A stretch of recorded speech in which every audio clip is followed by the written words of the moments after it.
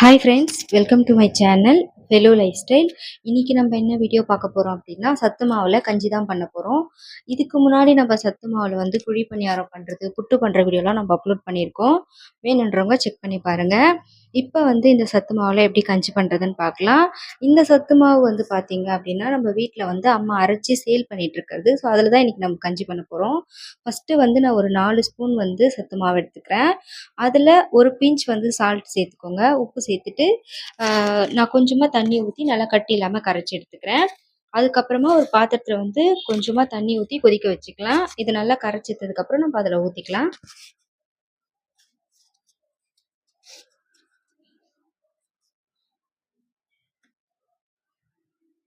இப்போ நான் கட்டி இல்லாமல் எல்லாத்தையும் கரைச்சி எடுத்துட்டேன். இப்போ வந்து இதை வந்து நான் தண்ணி வந்து நல்லா கொதிச்சிருச்சு. இப்போ இதில் வந்து நம்ம ஊற்றிக்கலாம்.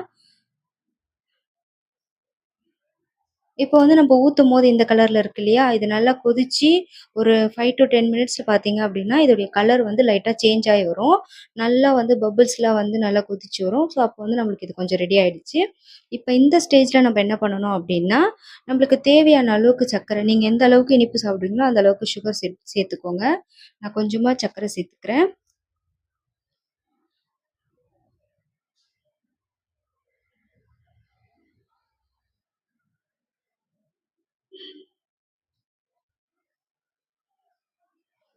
இப்போ சர்க்கரை சேர்த்தாச்சு. சர்க்கரை சேர்த்ததுக்கப்புறமா நம்ம வந்துட்டு காய்ச்சி ஆற வச்ச பால் கொஞ்சமாக சேர்த்துக்கோங்க. சேர்த்துட்டு நீங்கள் வந்து அடுப்பை ஆஃப் பண்ணிவிடுங்க. இது அவ்வளோதான், ரெடி ஆகிடுச்சு. இதை வந்து நம்ம காலையில் பிரேக்ஃபாஸ்ட்டுக்கு எடுத்துக்கலாம், ரொம்பவே நல்லது. ஸோ இந்த வீடியோ உங்களுக்கு பிடிச்சிருக்கும்னு நான் நினைக்கிறேன். உங்களுக்கு இந்த வீடியோ பிடிச்சிருக்கு அப்படின்னா மறக்காமல் நம்ம சேனலை சப்ஸ்கிரைப் பண்ணிக்கோங்க, லைக் பண்ணிக்கோங்க. பாய்.